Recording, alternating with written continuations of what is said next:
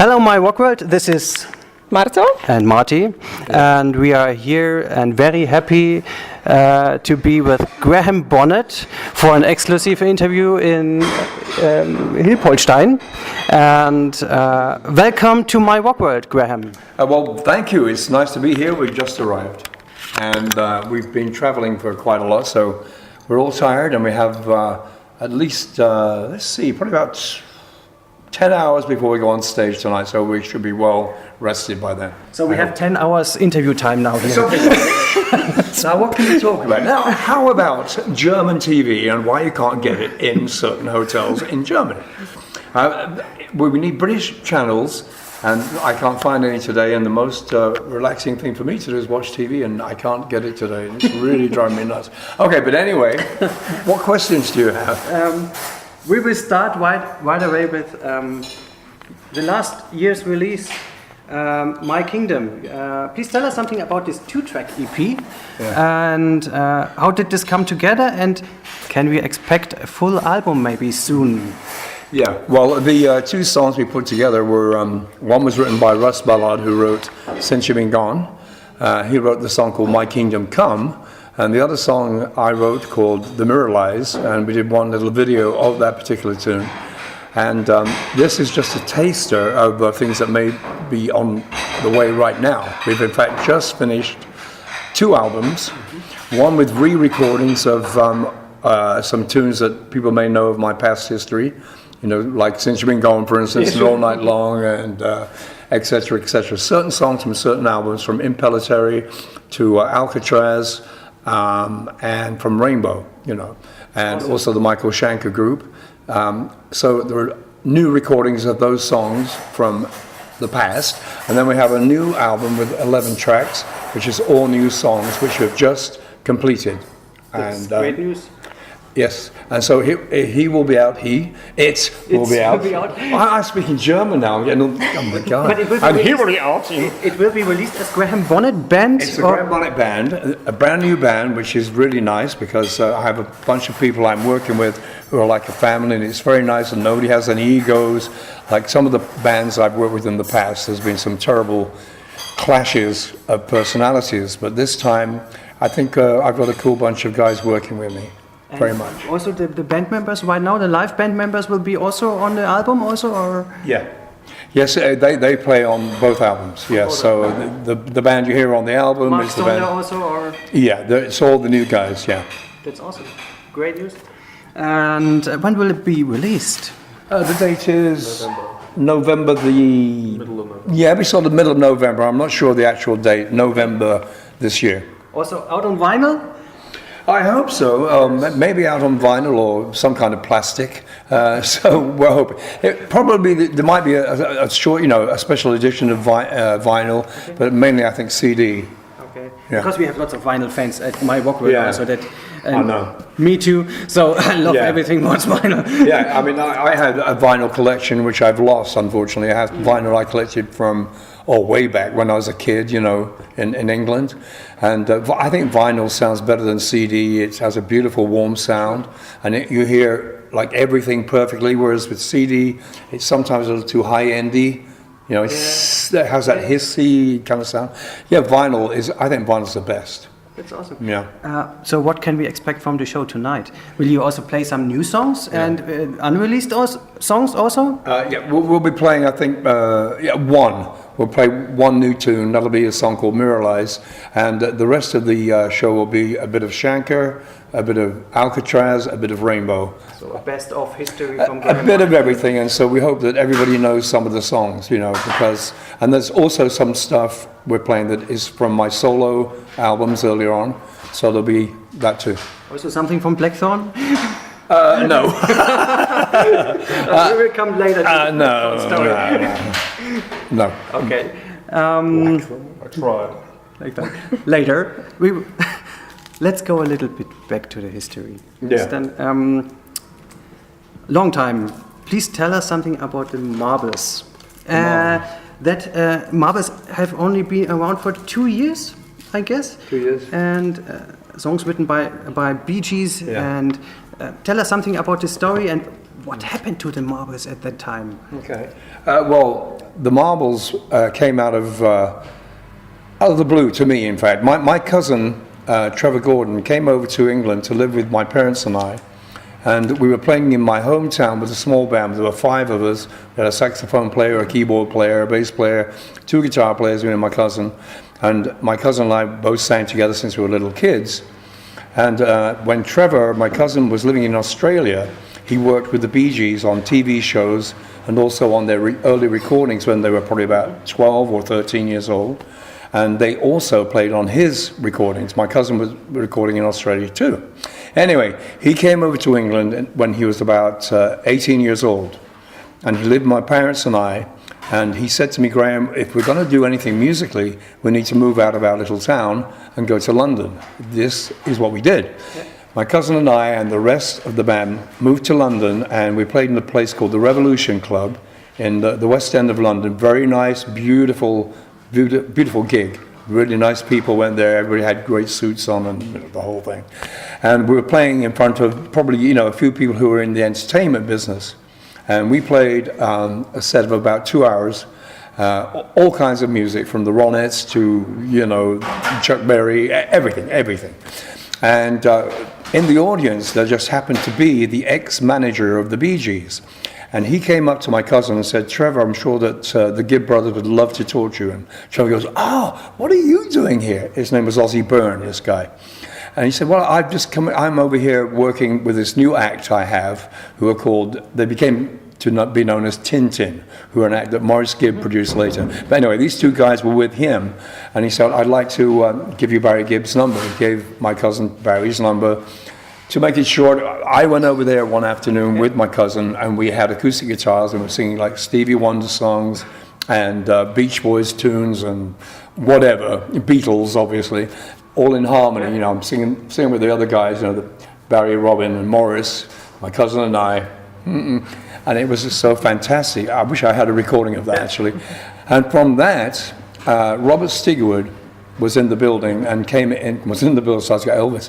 He came into the room and said, he said to Barry Gibb, he said, Barry, do you think you have a song for these 2 boys? And Barry said, I think so, yeah. And he wrote this melody. And we had this melody. We went into the studio like next day. And he had this thing that went da da da da da da da da da da. It didn't go anywhere, kind of thing.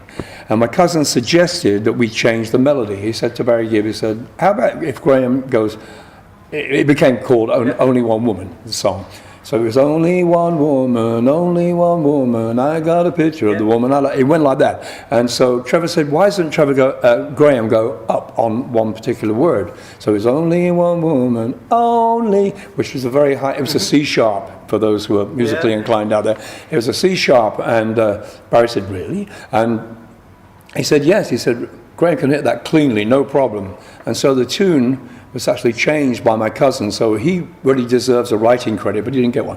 But anyway, that was our first hit record, 1968. It was a huge hit, eh? Only One Woman. Yep. Yeah. What happened to the band? Well, only 2 years, or? Do you know that song?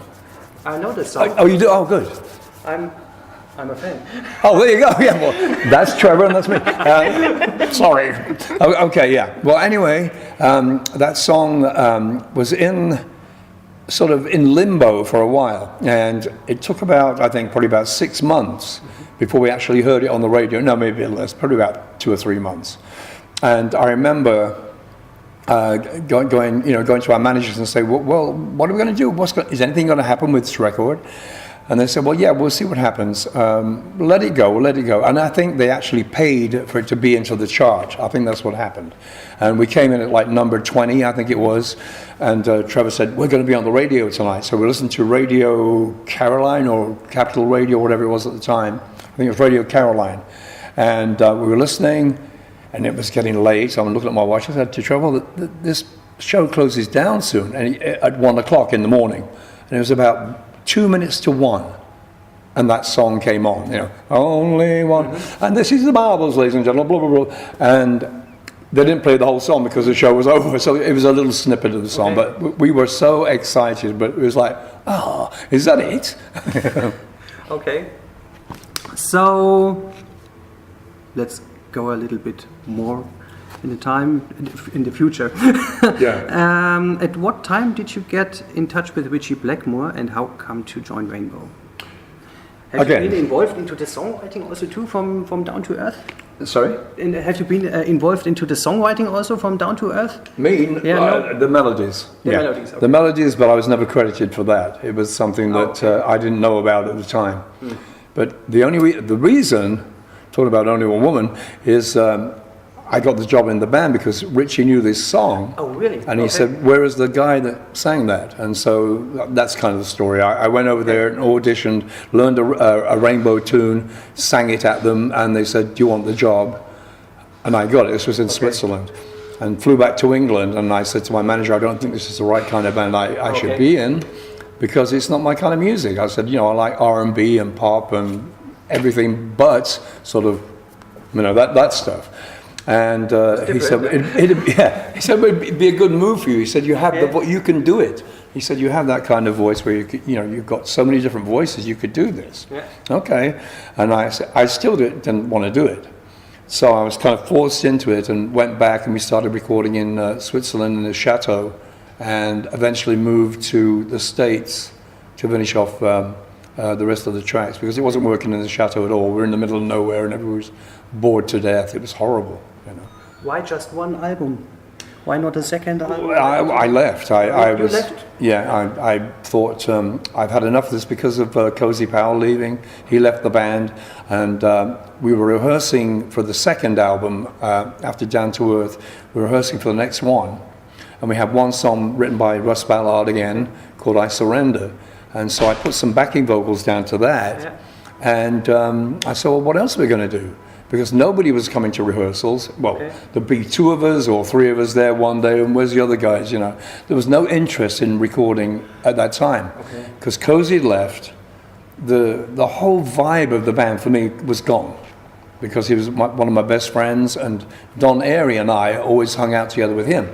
And so Don said to me, if we're going to hang around in this place, in Copenhagen, rehearsing everywhere, he said, I'm just going home. Okay. And so I said, okay, Don, if you're going home, me too. I said, I don't want to be in the band without another one of my friends.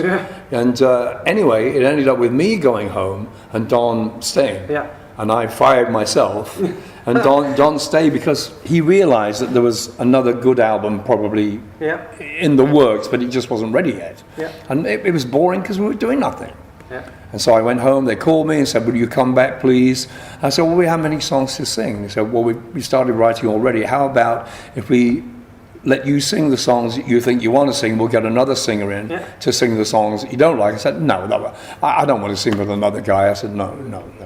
And so that was the end of me with that. Understandable. Yeah, sure. After Rainbow, you have been with the Michael Schenker group. And that's something, you did record a very fantastic album, Assault Attack.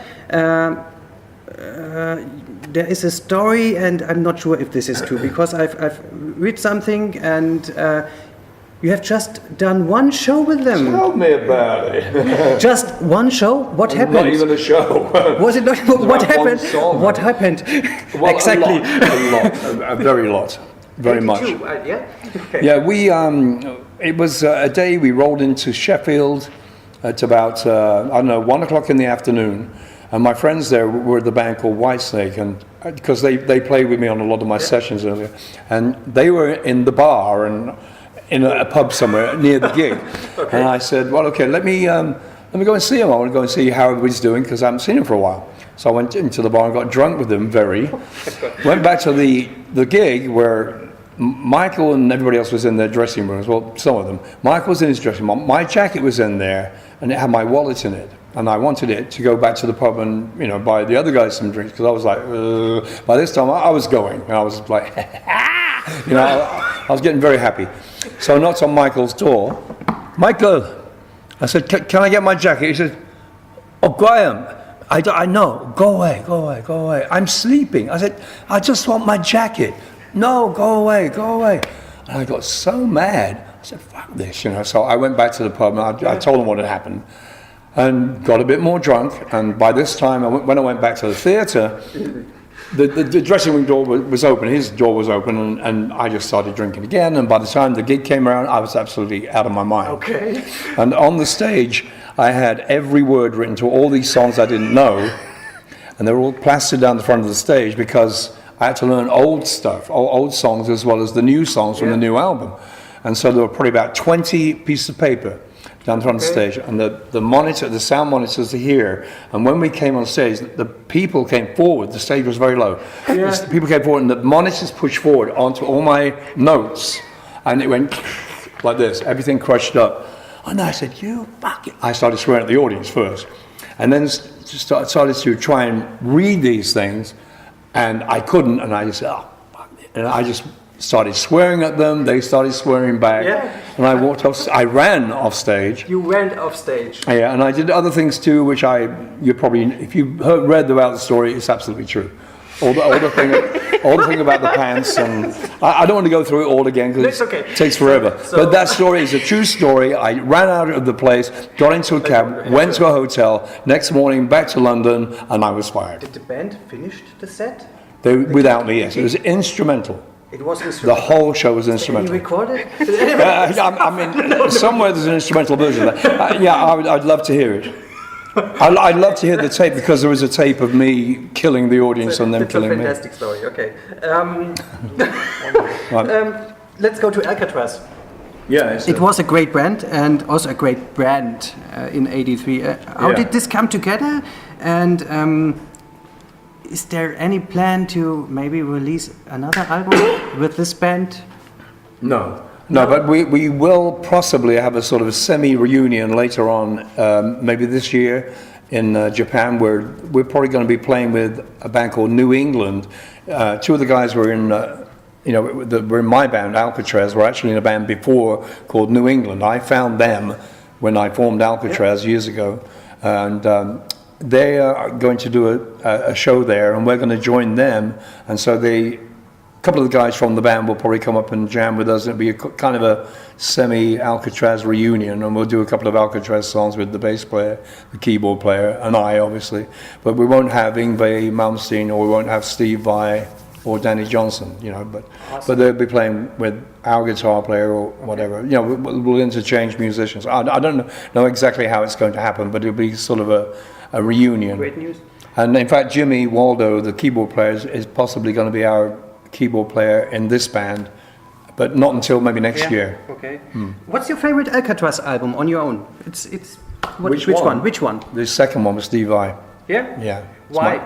Because the playing is better, I think. I love the guitar playing of Steve Vai. I like the songwriting. We took more time. Yeah. It wasn't so obvious. The song was as obvious as the first one. Because what we tried to do with the first one was try to be sort of heavy rock, blah, blah, blah, and all that kind of thing. But with the other one, we were being a bit more inventive and a little bit more musical, I think. And Steve Vai will tell you the same thing. That's one of his favorite albums he's ever recorded. So who is it easier to work with Steve Vai in songwriting or with Yngwie Malmsteen? Well, Yngwie was just like sort of a clone of Ritchie Blackmore, at the time. So it was like, well, we know you can go widdly, we know you can do all that. Where does the vocal go, Whereas Steve was very much a songwriter and could see how a song could be put together in a nice, neat package where everything will be sections and a growth of the song instead of I can't wait for the guitar solo, but it will go on for 10 minutes, which is more like Yngwie would do, especially later as well on stage. It was impossible to play with the guy, but he was no doubt one of the first people who actually did that kind of playing, and he was brilliant player. I mean, I'm not knocking him in that way, but he wasn't really a band member. He was never a band member. He was somebody who should have gone out playing on his own, and if he could sing as well. But he was a non-singer. It's still a great album. It's a good album. But for me, it was just a tester. Okay. It was a trial run. I wanted a rainbow-sounding band, so I kind of got that. But then when Steve came along, I had a better band. You got that also on your solo album, so it's these more rainbow style songs. Yes. One of my favorite albums is the Afterlife album from Blackthorn. You're kidding? I'm not kidding. It's one of my favorite, and it's a so-called at that time it's still a so-called supergroup. Tell me something about this 1991 founded project, and how did this project come together, and what happened with this band, and why only one album? Because it's such a great album. Well, because of a conflict of interest within the band, I think, and clashing personalities again. It was something that I did under protest. I can tell you that because when we did this album, I was away from home for 8 months. And so I was away from my children and my wife for a long time. And it wasn't a good time for me. And we had a lot of problems writing this because the way that Bob Kulick wanted the band to go was more like AC/DC or something. And I was going, no. You want the AC/DC singer in this band? Go get him, because it ain't me. And I was very unhappy making this album, even though some of the songs are okay. It brings back unhappy memories, and Jimmy Waldo will probably tell you the same thing, because he was in this band also with me, and it was very difficult working with Bob Kulick. As good a player as he may be, he wasn't a very good band member. But there was a little tour also in Japan, or an acoustic thing. Acoustic thing only, but then nothing happened anymore to this band. No. I've heard rumors about a second album. There is one. There's a rumor, or is a second album? That's for real. There is a second album which I heard parts of yesterday. Charles played me some tracks, and I don't even remember recording, and neither do they. Bob or Jimmy don't remember recording these things because we did them so long ago. It's 30, whatever it is, years ago. But when we were rehearsing, we always demoed things, of new ideas, or if somebody sent us a song, we'll play it. We're still working? Yep. Okay, I thought maybe it's going to blow up or something. No, and it will be released when? I'm not sure. September the 2nd. Oh, there you go. How do you know that? Second Blackthorn album, September. Second Yeah. Blackthorn album. Yeah, so it's if you So like this is myRockworld members. This is great news. There will be a second Blackthorn album coming very soon. Maybe also on vinyl, so you have to buy the CD. Probably on vinyl, yes. On vinyl, And this it comes with a Foundations Forum Live bonus disc. Oh, there you go. Yeah, with a fire alarm in the middle. Oh, there was a live show we did that we had to stop because Ingve's band was on before us, and he used the pyrotechnics, and the whole room was full of smoke. And when we went on, it was even smokier than when he went off. And so the show, we did about 3 songs, and it was cancelled because the fire marshal said we've got to clear the building. Oh my God. Yeah, so that was the end of Blackthorn's live show, which I was very happy about at the time.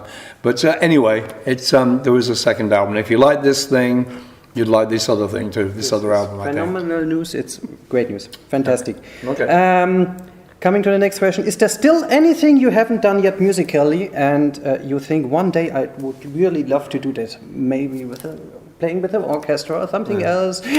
Yeah, I'd love to write, as corny as it may sound, a musical. I'd love to do something like, let's say, like Phantom of the Opera, but not Phantom of the Opera, not as sort of, I don't like musicals. So I've got to try and write one.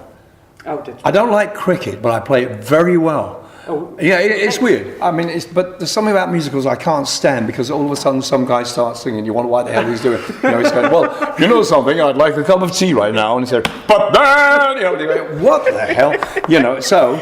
But at the same time, I think a musical is challenging because you have to write songs for each character of the play, so to speak. And I'd love to do that, but I don't know if I could. But I'd love to do it. But if I ever will, I don't know. You have a story in mind, maybe? Or? Well, I did have a story, but I think somebody stole it from me, and I was thinking of doing something about Dorian Gray, the picture of Dorian Gray. Okay. But I believe. What's his name? Andrew Lloyd Webber did that, yeah. But I thought of it way before he did. Honest. Yeah, I did. It was a whole thing. I had this great idea. And in fact, we started to, there was a script written for it when I lived in London, and also songs were written for it. I was going to, do you know who Status Quo is? Yeah. Yeah. Well, Francis Rossi from Quo was going to be one of the characters. It was starting to happen. I mean, I didn't write this music, but because it didn't happen, I thought, if now this didn't happen, I can probably continue and try and make it work for me. because they had the whole idea, and then the thing was cancelled because Francis is Catholic, and some of the stuff in there was very anti-Catholic or whatever. He was a very religious person and didn't like the way the story went, you know, devil stuff or whatever, you know. Anyway, it didn't happen. But Andrew Lloyd Webber got the idea. We look forward for a musical, or write a story that's brand new. But it's always nice to take an old story because people can relate to it, and you know. So, we're looking forward for it.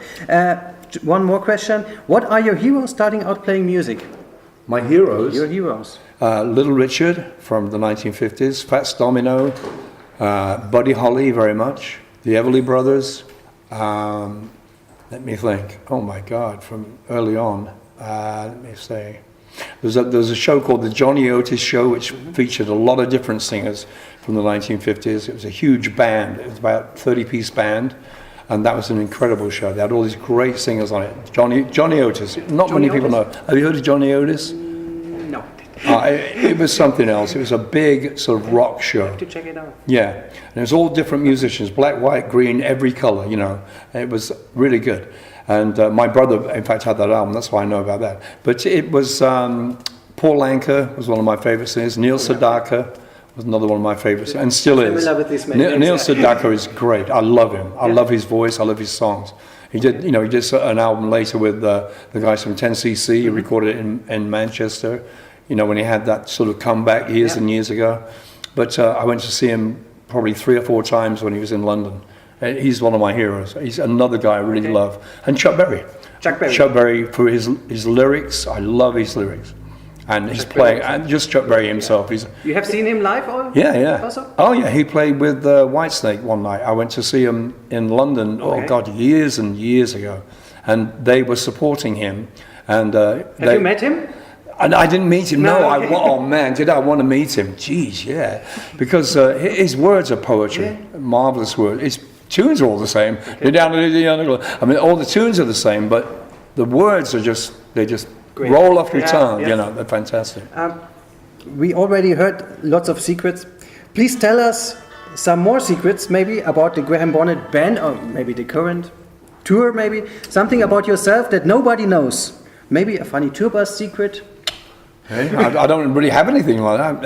A secret? A secret nobody knows. No. You see, I'm a pretty ordinary person. You know, I don't do anything weird or, you know. Well, probably once I did with Michael Schenker Band, but everybody knows that one. But apart from that, I can't think of anything that's not being told, any story that's not being told already.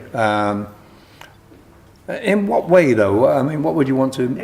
me to tell you? Up to you. Maybe what you like to go to bed with a rubber doll or no, not really. No, there's nothing like that. Is it any tea you like very much?